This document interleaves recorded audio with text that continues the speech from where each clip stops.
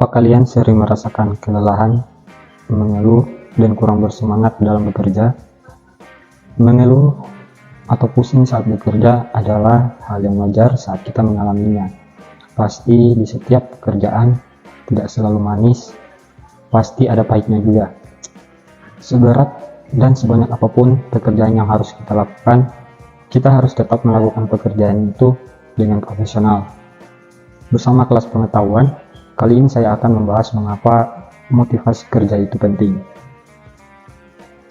Dalam hal apapun, motivasi kerja karyawan merupakan aspek pokok yang harus dimiliki karyawan, karena bisa berkontribusi lebih untuk meningkatkan kinerja suatu pekerjaan. Hingga saat ini, masih banyak yang meragukan motivasi kerja karyawan. Harus diketahui bahwasanya sebanyak 63% karyawan di seluruh dunia dilaporkan tidak terlibat dengan pekerjaannya. Itu artinya apa? Mereka tidak memiliki motivasi dan cenderung tidak membuat waktu serta tenaga dengan baik untuk mencapai tujuan tertentu.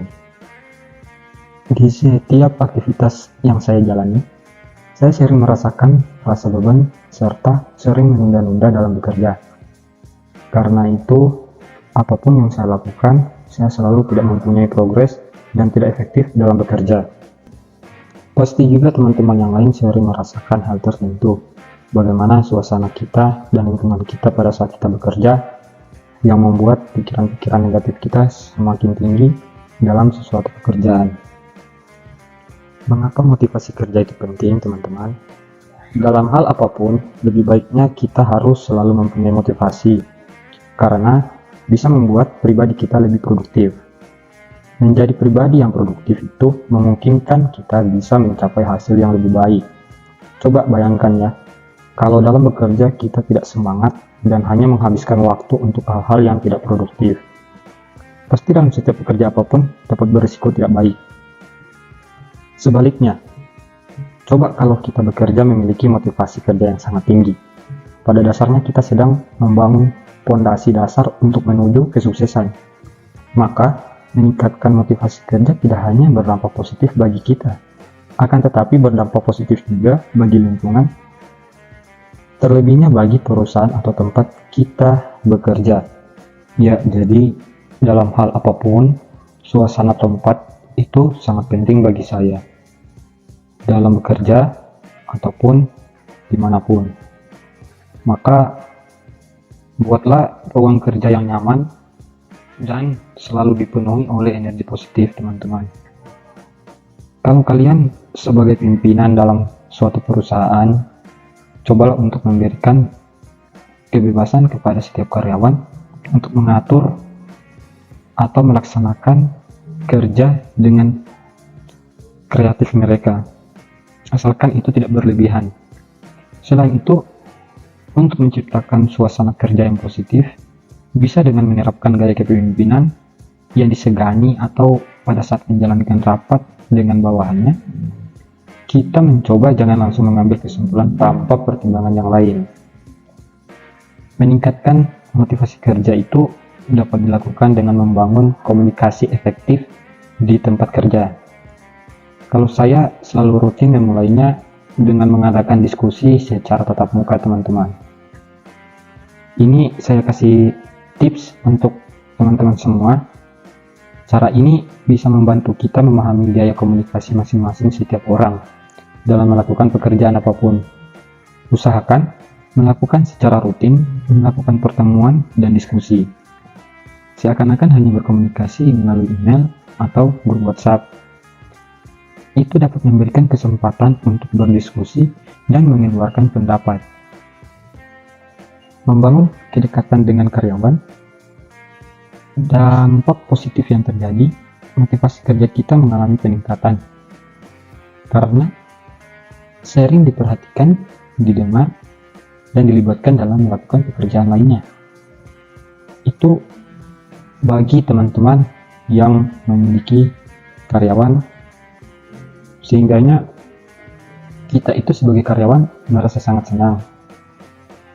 Hari-hari di luar rumah, di luar lingkungan sekolah, atau di luar lingkungan kerja, kita selalu dihadapkan dengan suatu masalah-masalah problem yang mungkin itu terjadi pada diri kita, atau itu mungkin kita yang memberikan suatu problem itu.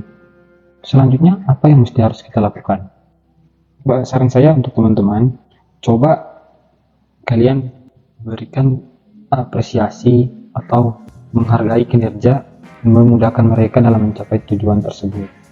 Berilah apresiasi kepada mereka atas apa yang telah mereka kerjakan, untuk menunjukkan bahwa kita itu bangga dengan capaian mereka. Apresiasi tidak selalu dengan reward atau hadiah. Hal contoh kecil yang biasa saya lakukan itu, saya memulainya dengan mengucapkan secara langsung atau secara lisan untuk berterima kasih kepada karyawan atau tim yang sudah berkontribusi dengan perusahaan saya. Sebagai contohnya, cobalah kita selalu memberikan rasa kepercayaan yang tinggi kepada karyawan kita, agar karyawan kita itu tidak terbebani dengan masalah-masalah internal ataupun eksternal yang mereka hadapi. Contohnya, saya itu sering sekali membawa hal-hal negatif di luar pekerjaan saya masuk ke dalam pekerjaan saya. Itu dampak buruk yang sering saya alami. Jadi saya selalu berintrospeksi, saya tidak mungkin selalu begini. Atau mungkin teman-teman di luar sana yang sering mengalaminya, coba kita pikir lagi kembali bagaimana agar kita dalam dunia bekerja itu tidak selalu memikirkan hal-hal yang negatif. Teman-teman bisa sisihkan waktu di luar pekerjaan untuk refreshing, jangan terlalu memikirkan suatu pekerjaan di luar jam tertentu. Cobalah untuk selalu berpikir yang positif. Suatu hari saya sering setiap hari atau setiap 1 minggu sekali itu saya pergi meluangkan waktu untuk refreshing ke pantai atau kemanapun di luar hal-hal bekerja. Itu membuat pikiran saya menjadi tenang, dan alhasilnya setiap saya melakukan pekerjaan, saya selalu merasa bahwa tidak merasa terbebani. Pikiran saya itu merasa rileks dan tidak merasa terbebani dalam dunia pekerjaan.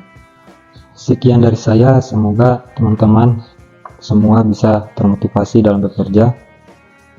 Untuk itu jangan lupa subscribe, like, dan komen supaya saya semakin semangat untuk membuat video ini. Sekian dan terima kasih.